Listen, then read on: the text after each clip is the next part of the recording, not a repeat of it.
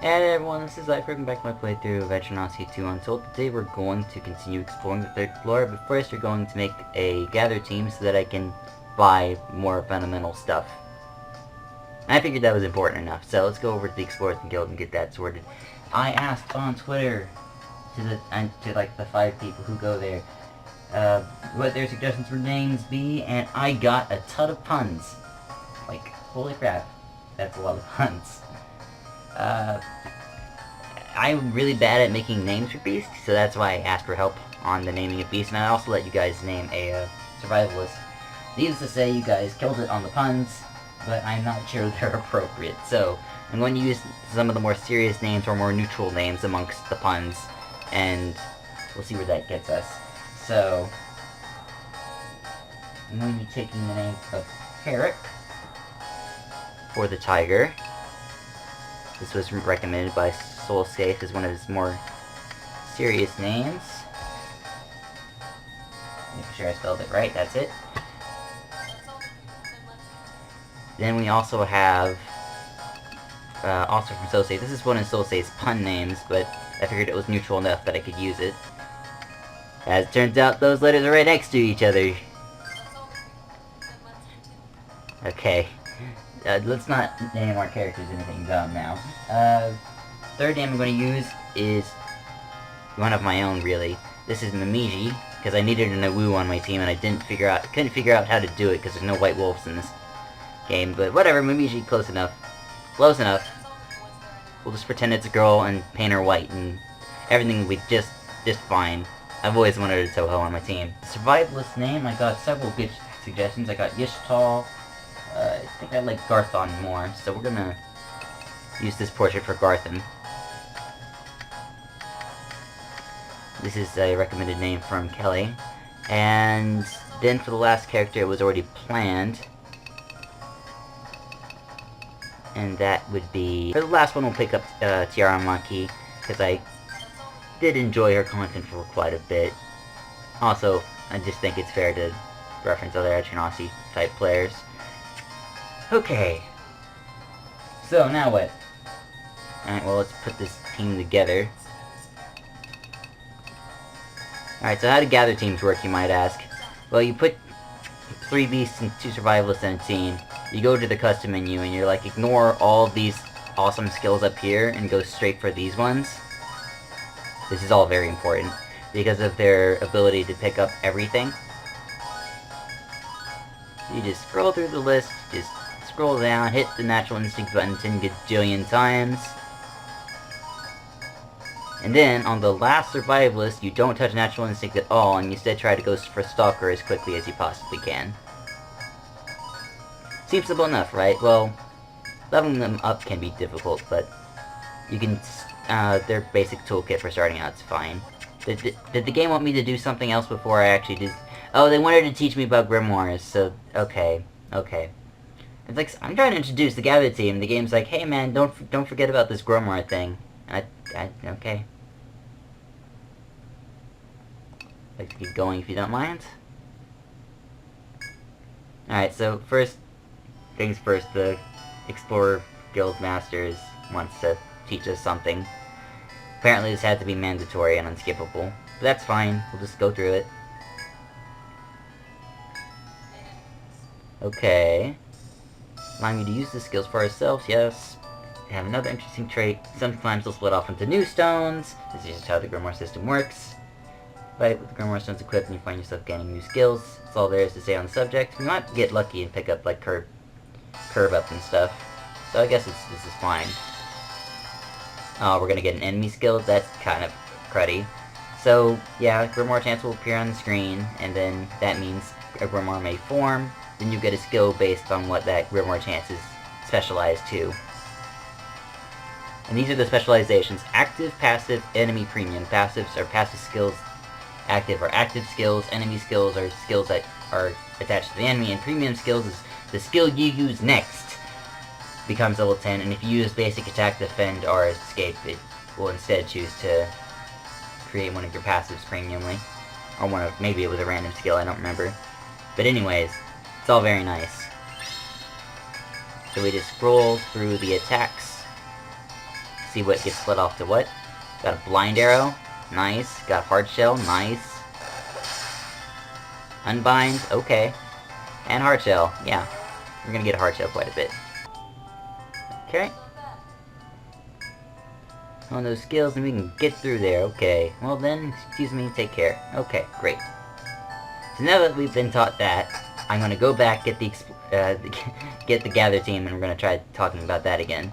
Sometimes you'll get sets like this where nothing happens, and you do this until they're about level 2 or 3, and then I think they're about ready. So I'll just hang out here for a bit. I'll see you guys in a few minutes.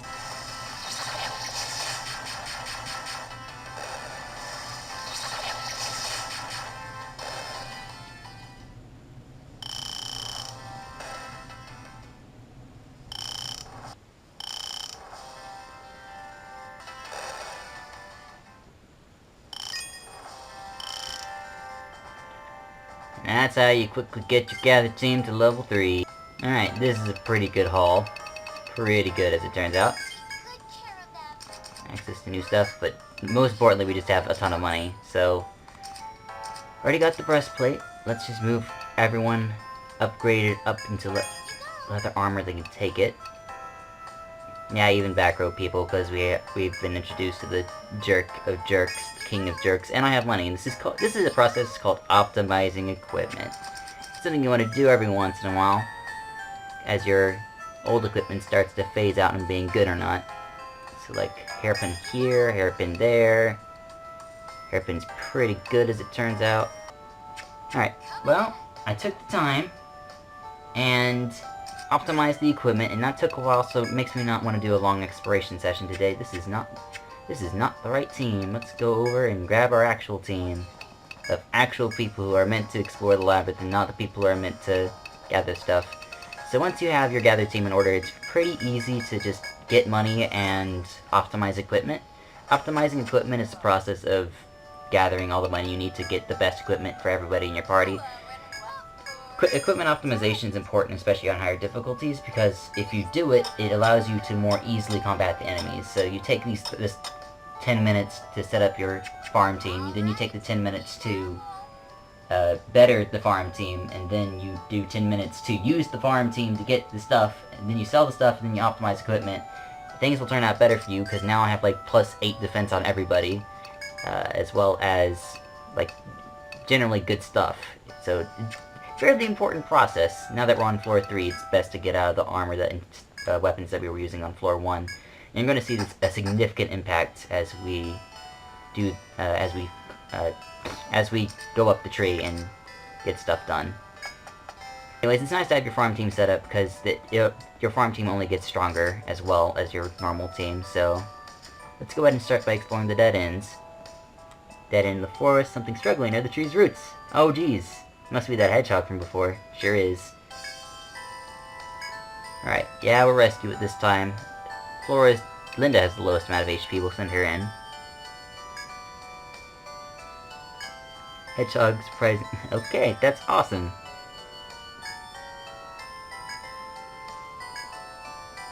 Gently rescue it, throw it away after dislodging it, and change your mind about rescuing. Gently rescue it.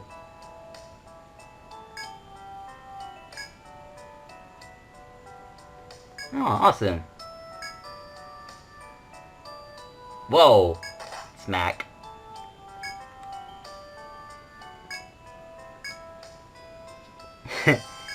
Okay. And it turns out that the hedgehog gave you some clump sap, and clump sap sells for a bit. It's one of the gather items on this floor. This should just be a 3x3 empty room with some shortcuts in it. You're gonna love empty 3x3 rooms by the time you're done with this game, because they are everywhere. Every Etrian Odyssey type title has empty 3x3 rooms in it, and they serve no purpose other than be empty 3x3 rooms. 3x3 rooms just give you the sense of spaciousness, and it gives you the idea that you're in a room and not in a hallway. So by spacing out these 3x3 rooms with the hallways, they effectively put you in a state where it's not dull or uninteresting. Ain't that just crazy? Okay, another one of these things. I forgot to kill Linda, but I think the thing would have killed Linda anyway. We're gonna try Raging Edge defend. I'm pretty sure Gandra can survive now, but it might be a bit close. Here I can choose a shelter or a medic bullet. think I'm just going to attack, and I'm going to use Blind Arrow for sure. Okay, it's fine. As long as it doesn't kill someone. Good. And that's why you defend. You defend so that people don't die, then you try to rush out and kill them. And that's what we're going to do now. There we go. Now we need to kill him with ice at some point, because that gives a pretty good sword.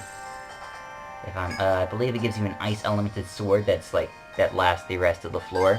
Which is really nice, but I haven't been leveling up, Flora's skills, so we're probably not going to end up getting it. Let's go around and heal people. Linda has a ton of TP now that she's gotten that staff mastery up. Alright, we've got access to the chop point of the floor. Probably could have brought the gather team here if I wanted to, but we didn't have it mapped out yet, and I thought it inappropriate to encroach on territory that we haven't been yet off screen. So we get walnuts here. Pretty common ingredient in recipes. It's nice to note that it's there, but I mean, you're going to learn that it's there regardless of if it's there or not. Gels. Okay, so gels are going to be a problem because I don't have elements on this team. I technically do, out of pure dumb luck that the game gives you one, but, I mean, check this out. We're going to Hypno this. We're going to send fire at the other one. We're going to warrior up, and we're going to... I think sleep is fine, yeah. There we go, put that one to sleep, that's good. Allows us to smack it pretty hard. And then when it does that, it's like, oh, by the way, that warrior setup is gone. And then I use fire, and that's how much 53 damage is to this thing. It has like 80 HP maybe. And then we're going to auto this one out. Because it should work, yeah. So that's why I used warrior at the start, it's just to make the debuff non-existent. The debuff is pretty significant, and it's nice to cancel that out. The gels have, if you're using a physical party like mine, gels can get in the way pretty bad, like pretty heavily. It's just like, oh, by the way, we totally need elements to kill this thing, but, you know, we're gonna be fine. Eventually, we're gonna get access to to Alchemist Grimoires, and I can just slap them on Linda or on Flora in order for casual magic usage. But this team otherwise doesn't super focus on magic. Which is good and bad in its own ways. This is all a gigantic dead end, by the way, but it's nice to come over here just to see that it's a gigantic dead end. There's also a shortcut over here which is important for later. Can't pass it from here. And, I mean, you do get this box, also, good job on the mapping, me. Okay, and this is a... Okay, this is Chinese food. This unlocks some more food for us. So glad that we learned about it. Alright, got rocks to the side. This is for an area that we can't reach for quite a while, so we're going to ignore it. And this is just a simple, elegant dead end. And that's all that it's over here, so let's see what this fight is, and then we'll move on. This guy again. Right, we're ready to continue. I was told that this represents this and that it's an adaptable icon. Oh boy, it sure is. Well, shows what I know. Thanks, guys. I appreciate your input. And I love you. Things I didn't know. I did not know that was an adaptable icon at all. I mean, it didn't make sense. I use floor paint all the time for this type of stuff, so it's like, okay, fine, I'll just use pink to represent that this is here. Turns out it has its own icon. Good job, John. Never figured it out, even after months and months of playing this game, you just didn't know. I can't be too hard on myself, though. It's not something that's easily noticeable. Just map the rest of this room in. I'll go ahead and take the liberty of painting it in as well, since there's no harm in painting in the rooms. And, like, these rooms look so much nicer when you paint them in. See how much more complete the map looks when you paint things in. It's so nice. Feels good, feels good. Okay, now we're in a room full of rocks. The rocks still kind of act like walls here, though, and it looks like the raptor trapped himself without needing my help, so that's pretty handy. Alright, it's gonna take me a little bit to figure out where exactly all these rocks are. But, yeah, they're everywhere. Got rock there, rock there, rock there. Rock here. Rock here, on both sides of me. There's the dinosaur. The dinosaur is going to hop back, so he's not going to hop at you out of that hole. The dinosaur will always, like, go backwards through the hole. I don't know what I'm trying to say here. It's not that difficult is what I'm trying to say. Right, so he's in a hole. This I'm standing on a hole, and then there's going to be one more hole right around this corner. So the idea is you want to trap him in one of these two holes, and that will work out. So, also after he goes through the trapdoor, he's going to be slowed. It's just a nice touch. Let's get him through here. He'll make his way slowly over. And then as we make our way back, we'll go ahead and take the liberty to paint the room. And after he gets out this time, he's just not going to move at all, so we can just walk freely, knowing that we are completely 100% safe. This is also kind of how the game teaches you that he's stationary after the second time. Fairly important thing to know. Allows you to stop avoiding them and just move freely about. It's important for one of the later rooms on the 4th and 3rd floors. Don't think there's anything else here, so let's just move on. Ladybug plus Wild Wing. So there is a catch to this. Venus can't drop shot and use blind shot at the same time, but it's important that he use drop shot and kill the Ladybug as fast as possible. This makes the Wild Wing kind of problematic. I'll defend with Linda so that she doesn't die, but otherwise this is a little sketchy. I think a warrior should be okay though. Warrior, shelter? I'll use shelter. Yeah, shelter up. And then drop shot at the back. So that's dead, just outright. Didn't confuse. Almost kills Tetsuo, as predicted. Raging Edge, okay. So everything's fine so far. It might not be, though. I can try a Crusade. Really good. Yeah, I'll use it, and then we'll have a Blind Arrow. Check out how... This is how insane Crusade is, by the way. I mean, Gendra didn't even need to attack, nor did Linda. Also got a little bit lucky. But then again, it's like, Crusade's up, so no one can... Like, Linda couldn't die. It's almost a 50% defense increase, because I'm pretty sure Linda dies normally to that attack. If it had targeted Linda, she would have... I mean, Tetsuo, she would have died regardless. But Crusade's a little OP. I like using Crusade a little bit more casually than the other ones, because it's a little bit harder to implement. And it's just a temporary defense increase, which my team otherwise doesn't have. It doesn't have the Protector's skill of nullifying all damage. So, you know. At least there's no such thing as painless spam in this game like there was in the original EO2. I think that would have upsetted me more than anything else. I'm trying not to overstay, but I don't think the party isn't that much... Yeah, we are in condition to keep going, so we'll keep going. Alright, for this one, is pretty simple to avoid. You lure it to this trapdoor. He falls in like a dummy. And then you can kind of go wherever you want, but you have to get him to the second trapdoor first. Move on down.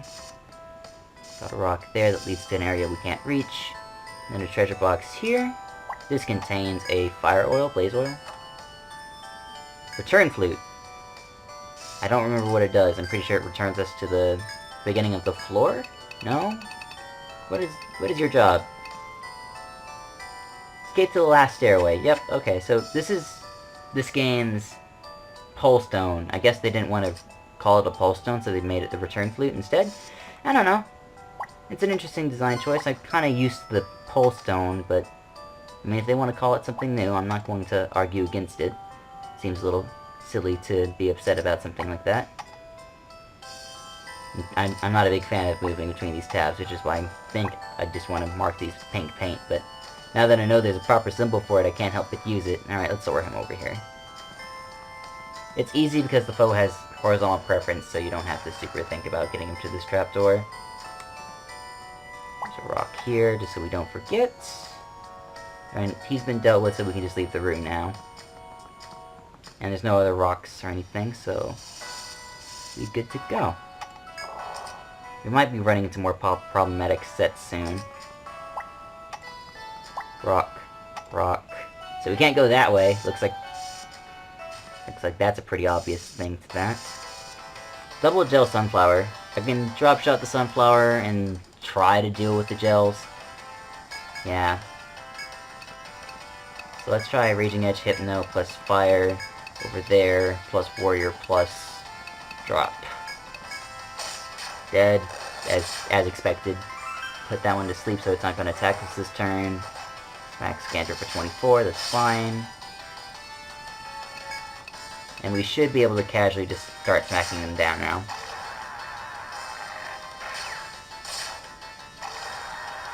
Yep. Pretty simple. Now, Flora here has been getting 10 gajillion CP up levels, so what she can do is she can heal outside of battle as well. So that's handy. But we're not going to run out of healing on either of those two characters.